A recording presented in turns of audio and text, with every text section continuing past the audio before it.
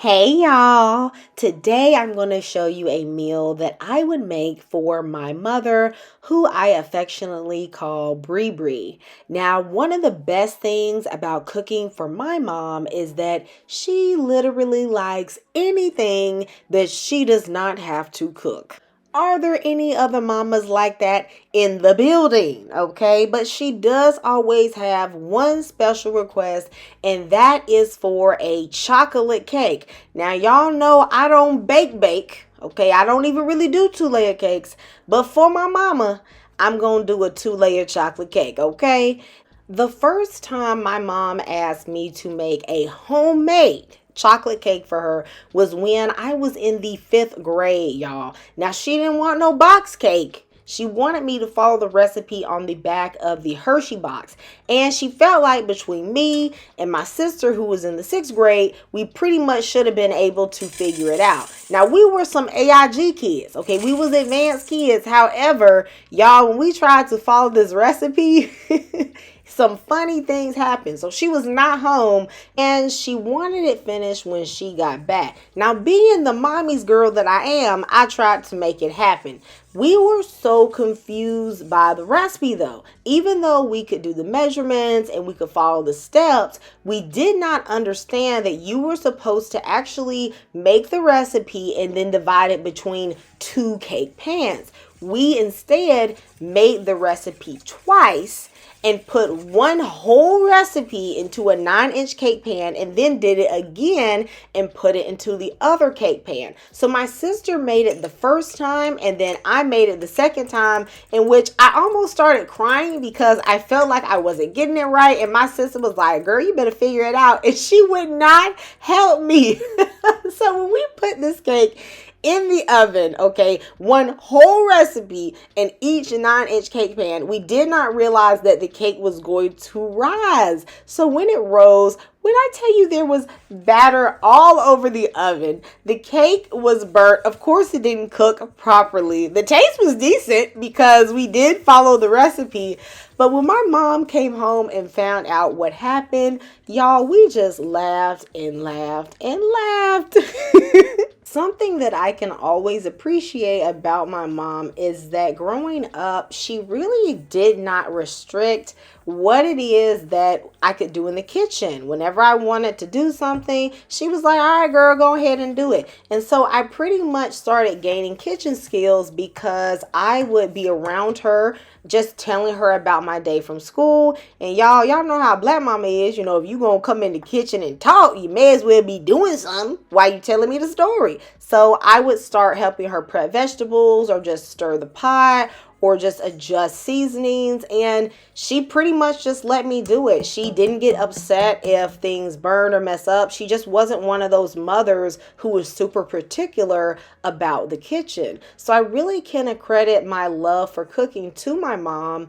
Even though I would say she didn't have a passion for cooking, she had to cook because there were 5 kids, and she cooked homemade food all the time, which I can just really appreciate, especially now that I'm an adult, because with 5 kids and a husband, she still didn't want us to eat out a bunch, and she made sure that we didn't even have box food like that. She really did her best, and I can just appreciate that about Bree Bree. Let me know in the comments a story about your mother, and did your mom love to cook or inspire you to cook, and what was your favorite thing for you all to do together? Growing up, one of my many nicknames was Shadow because I was up under my mama so much.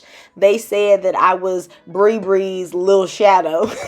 And even to this day, as an adult, I love hanging out with my mom. The ingredients for this cake is going to be in the description box. So if you want to remake this cake, let me know how it turns out. Guys, y'all know I don't even really do 2-layer cakes like that. I will do pound cakes, okay? But some about 2 layers don't always be working for me. But in this case, this cake came out pretty good. Now, I cooked this until a toothpick inserted came out clean. And then while it was hot, okay, this is straight straight out the oven. You see, I got that oven mitt on, okay? I took my knife and I went around the rim and I took out the cakes. Somebody online said that if you wrap up the cake in plastic wrap, that will help trap in the moisture and you will have a more moist cake. So I went ahead and did that, and I allowed it to cool for about 3 hours wrapped in the saran wrap. If you are going to be frosting the cake the next day, you can let these cakes just sit on the counter overnight, or you can actually make the cake in advance, wrap it in saran wrap, and then put it in the refrigerator or the freezer. To go with this cake, I'm going to be making a homemade chocolate buttercream. Honey, you cannot mess up a homemade cake and put on some store-bought frosting. Baby, that ought to be a sin, okay? Because store-bought frosting just don't hit for me, okay? Maybe hit for you, but it don't hit for me. Okay, so I'm going to go in with 2 sticks of softened butter, and actually later on I ended up putting in about 3 more tablespoons of butter because y'all, buttercream got to have butter, okay? Then I am going to add 3½ cups of flour and 3/4 of a cup of cocoa powder, putting in about 2 teaspoons of vanilla and a pinch of salt. I also added in 1/4 of a teaspoon of almond extract. I also put a touch in the cake as well. I feel like almond extract as well as coffee bring a nice flavor to a chocolate cake. You could also put in a teaspoon of instant espresso powder. Just grind it up in your hand really smoothly, and that would taste great in the frosting as well. In order to get a creamy texture, I'm going to be adding in a little bit of milk at a time until I get the consistency that I want. I'm just going to beat this until it is nice and fluffy, and you could also make this the night before if you want. Now, my cakes are completely cooled. Honey, you got to have some self-control, okay? You can't frost no warm cake. Right, so you gotta let it cool down all the way. Now you're going to see the outside is going to feel a little bit sticky because the condensation has been trapped into the cake. Not a big deal, okay? Remember, you're going to frost it, so that's not even going to matter. I'm going to flip over the cake so that the rounded part is on the bottom. You want that middle part to have the flat side. And then I am just going to frost the best way that I can. I don't have that little flat spatula. I couldn't even find one at Walmart. All right, so I'm just going to use my regular spatula and combine with a butter knife to frost this cake the best way that I can. One thing about my mom is that she loves some frosting, okay? And actually, when she generally cuts her cakes, she cuts it so that she can get more frosting on her piece than anybody else's. Can you believe that even on my birthday cake, she will take the piece with the most frosting? Like, what if I wanted that piece? You're going to see me put a generous amount of frosting on this cake. I do know that some people like to add like a crumb coat to the cake. Baby, I don't do that. Okay, this just me making cakes in the kitchen, not like a baker. You get what I'm trying to tell you? Okay, so I'm just going to use my spatula to spread everything out. And then on the sides, I am going to use a butter knife just to get those sides really well. You're also going to see that I am going to attempt to make a little swirl, like a little pattern in the cake, which you can do, or just do whatever you gonna do, okay? Because at the end of the day, you the ace of your cake, okay? If you would like to see more desserts or any other types of recipes on this channel, please let me know your request in the comment box. And also give this video a like if you think this cake is looking good, honey. I am going to go ahead and cut out a slice of this cake. This is one of the most beautiful cakes I have ever made. I felt like the buttercream was just perfect, and I was able to get that little, that little swoopy swoop on it. Let me know if you're going to try this recipe.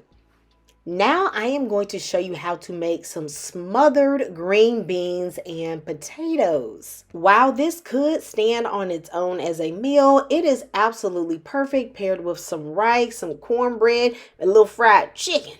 baby, you gonna be eating. Now, I'm not a big fan of snapping no green beans. Y'all already know, back in the day, grandmama had a garden and she'd have you sitting on that porch snapping green beans all summer. All right, but I'm gonna do it today. You can snap your green beans into smaller pieces, but I like to just leave them whole. I'm also going to be dicing half of a white onion, and I'm also going to prep some potatoes. One thing I love about the South is that down here we can take any vegetable and pretty much any cut of meat and make it something that can be smothered with a nice gravy. Okay, you can take green beans, potatoes, squash.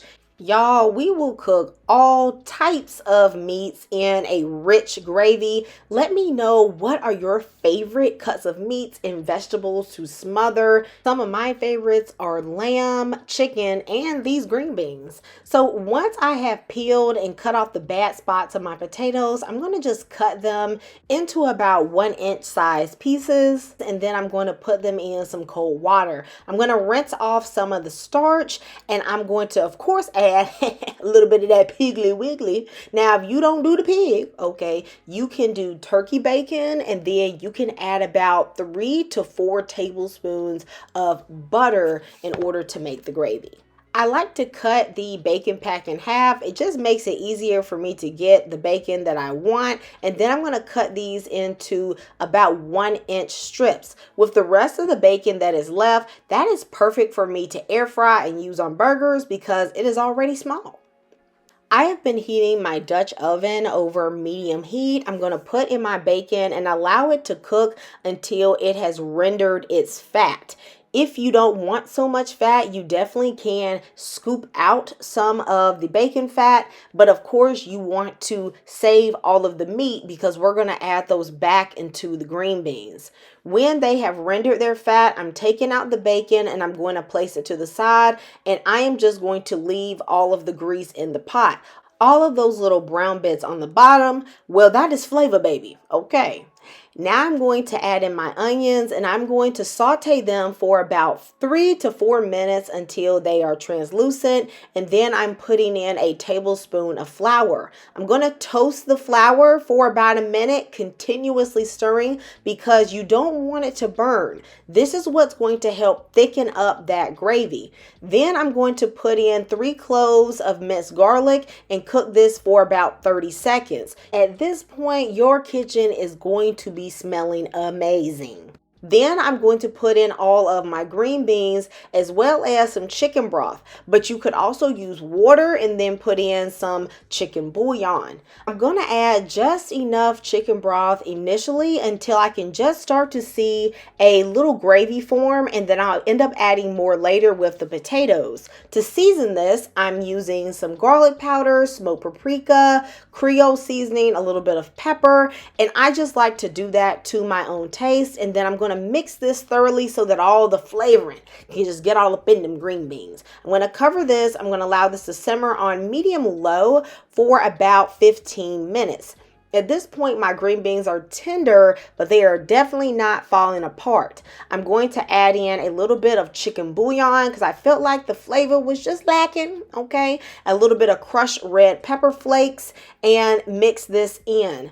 Of course, you can just season to your own taste. Now I'm going to add in the rest of that chicken broth. Because I'm going to put in some potatoes, I don't want the gravy to get too low because potatoes just be sucking up. They just be sucking up some water. Okay, so I'm going to add in these potatoes, and I'm going to allow this to simmer until they are fork tender. This is going to take about 15 to 20 minutes depending on the type of potato that you have. I don't like to let this go too long because I'm not making mashed potatoes, okay?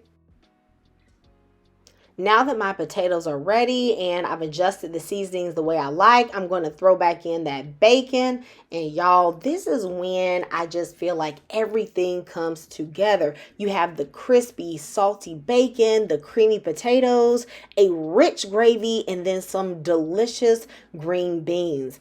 Pair this with some rice, cornbread, maybe a little fried chicken or your favorite sides, and this is a delicious meal. Let me know what size you would serve with this and if you're going to make this recipe. Next up, I'm going to show you how to make this Henny barbecue fried chicken. Now, if you don't want to make it with the barbecue sauce, you can leave it out because either way, this recipe smacks. Y'all, I love frying some wings, but y'all know wings is hot. So I found the littlest leg quarters I could, and y'all, I cut them in half. So this is actually a drumstick. Do you see how tiny that drumstick was? It's not even as big as my whole hand. So I like to fry little chicken, so I suggest you do that too. It cooks better. I have all my spices here. I will put them in the description box, and I'm just going to lay them over my chicken. Okay, I'm going to rub it all in, give it a little massage, all right? And then I'm going to add just enough buttermilk to cover the chicken, baby. You don't need to throw the whole cow on the chicken. Stop wasting your buttermilk, okay? When I was done battering my chicken, there was literally about 1/4 of a cup of buttermilk left at the bottom of the pan. So I really put on just enough, all right? I'm then going to put in about 1/4 of a cup of hot sauce. This is not going to make your chicken spicy. It's just going to add a nice balanced flavor. Now, I'm going to marinate this for 1 hour at room temperature, but you could also do it overnight. This fried chicken recipe actually just makes some good straight up fried chicken. However, the Henny barbecue sauce, okay, this is like an adult version of chicken nuggets. You know how you be getting that little barbecue sauce on the side, but this is like for the grown, okay, the grown folks. You see what I'm trying to say you, okay.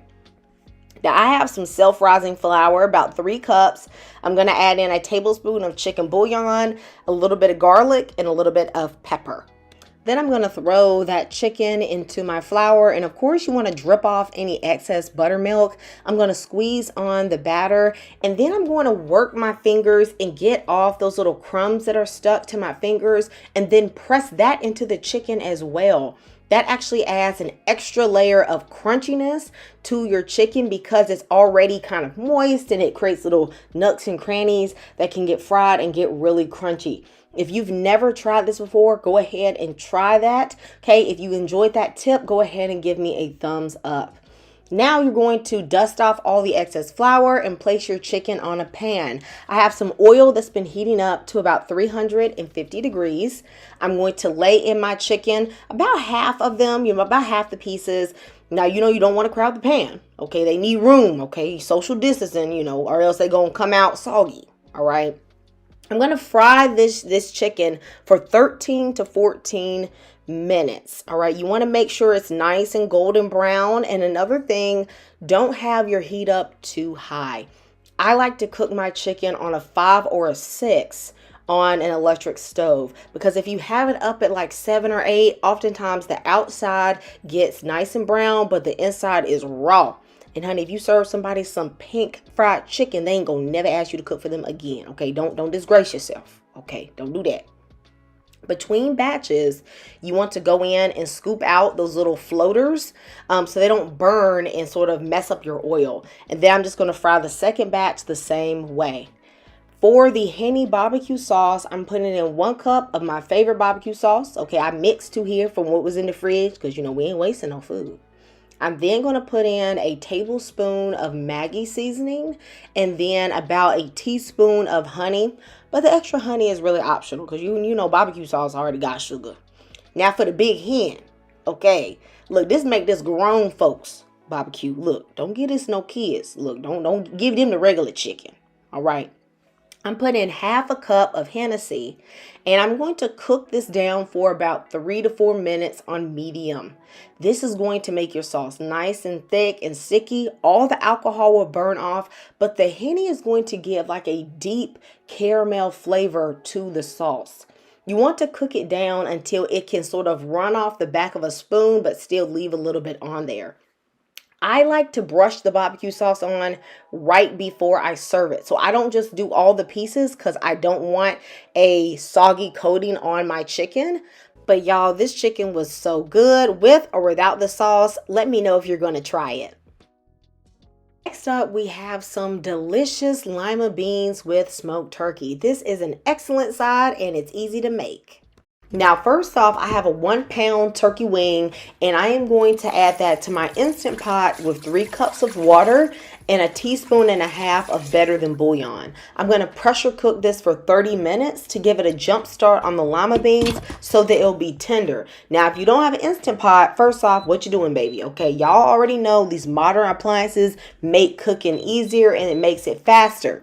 But if you don't have one and you don't want to get one, go ahead and pop this on the stove with about 4 cups of water for about 45 minutes to an hour and just let it simmer away, okay? You're going to see your turkey is going to be soft, but it's not going to be falling off the bone as of yet. Now, in a pot, I'm going to add a tablespoon and a half of butter. I'm going to allow this to melt, and I'm going in with that holy trinity. Hallelujah, thank Jesus. Some celery, some bell pepper, and some onions. Now, I'm going to let this saute in total for about 3 to 4 minutes.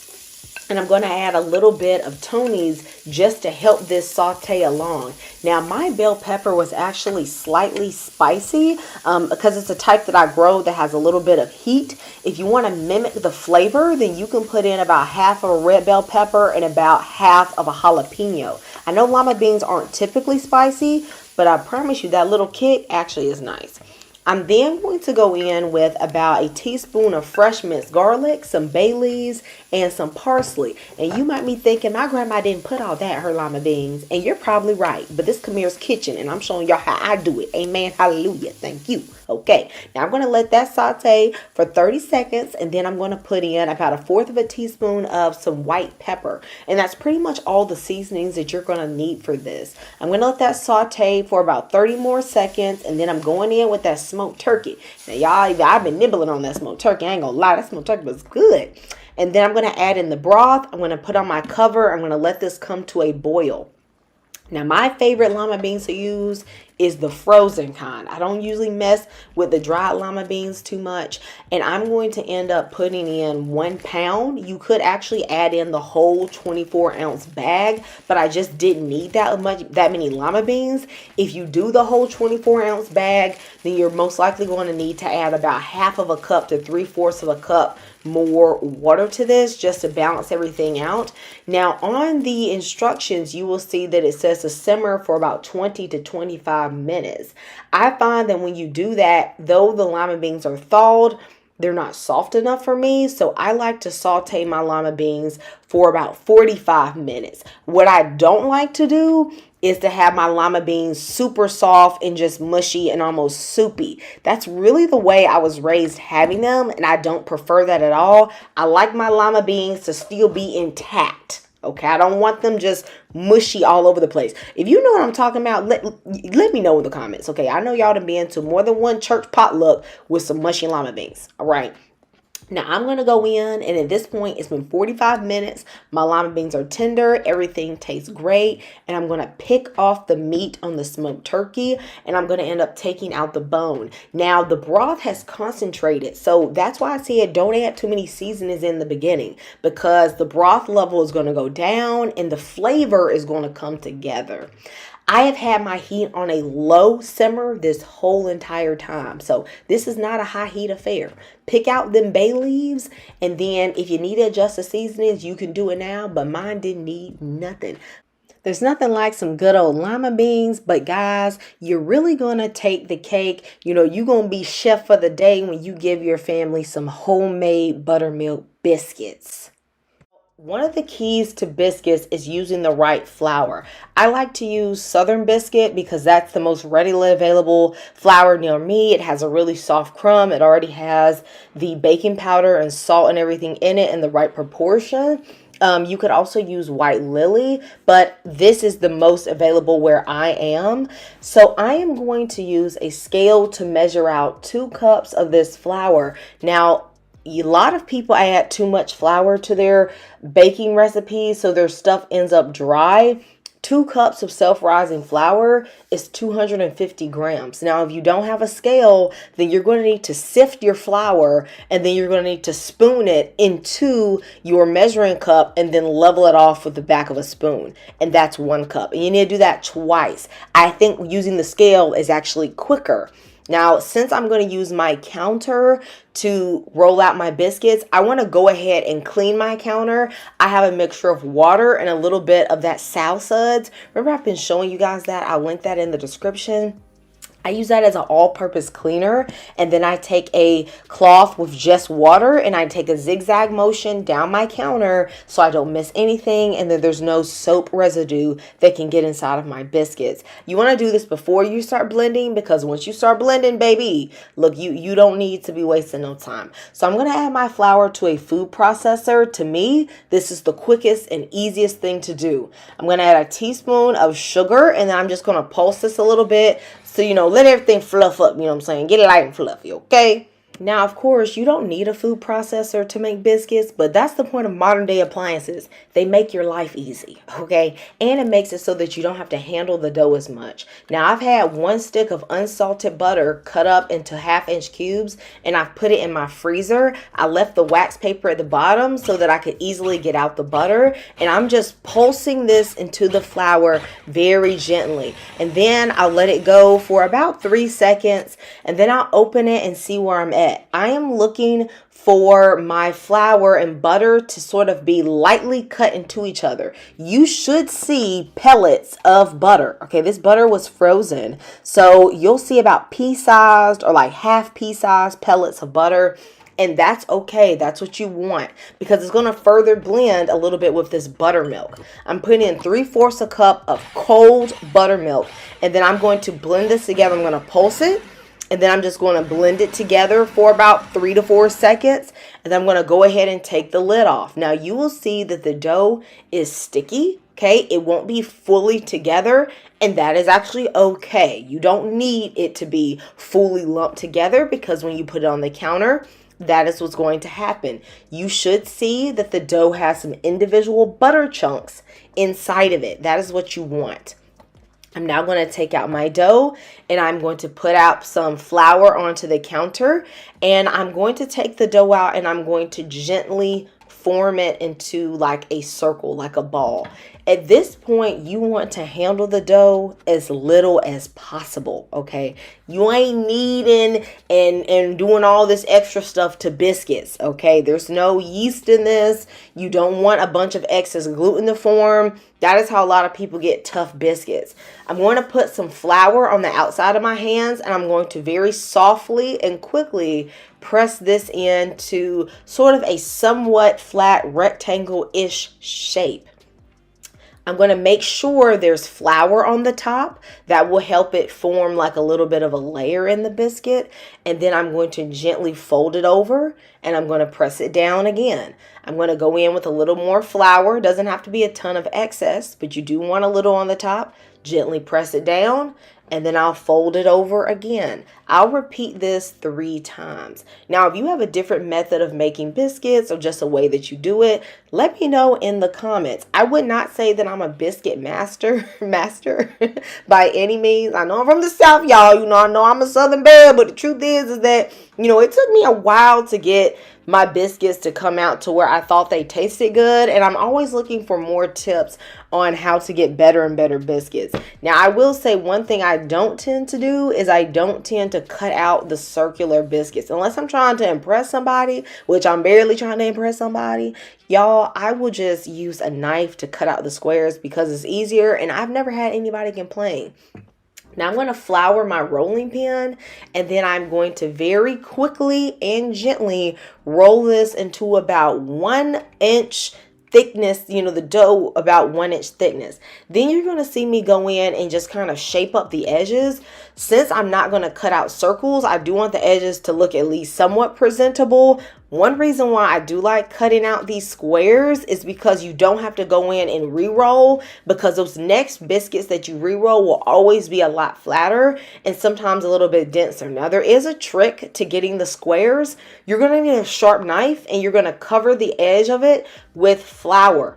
You are just going to go down, and you are just going to press down, and you are going to come up.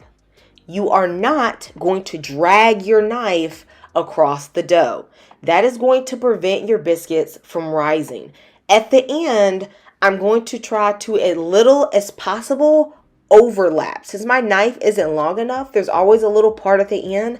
I'm just going to try to line it up, press down, and come up. I'm not going to try to overlap with the line I've already done because I want the biscuits to rise really well. Now you're going to see that I have 9 easy biscuits. On my baking sheet, I've lined this with parchment paper. I'm going to try to touch the biscuits together. This will help keep the biscuits soft. It will also help them get a little bit of a rise. I've had my oven preheating at 450 degrees. Cooking biscuits is a high heat affair, baby. Okay, this ain't no low heat affair. Okay, I'm going to cook these biscuits for 10 to 12 minutes until the tops are nice and golden. I actually like mine to be a little bit brown. If you like yours to be a little bit lighter, then you just do yours closer to the 10-minute side. Now, of course, biscuits are not biscuits without some delicious butter on top. I like to take some nice melted butter, just about a tablespoon, and I just go ahead and brush it on right when I take these biscuits out of the oven. One of my tips for making buttermilk biscuits as a part of a fuller soul food meal is when you take them out the oven, you can go ahead and put them in on a plate or in a basket, and you should cover them up with a tea towel or a clean kitchen towel. That's going to help keep them warm while everything else is cooking. Of course, if they do cool, you can just pop them in the air fryer in the oven just on 200 just for a few minutes to give them a little warmth, and they're still going to taste great as a part of a meal like this. And that's it, guys. Let me know if you like this meal idea and if you're going to be making this for your family or mom. I love you and Jesus loves you, and I'll see you next time. Goodbye and God bless.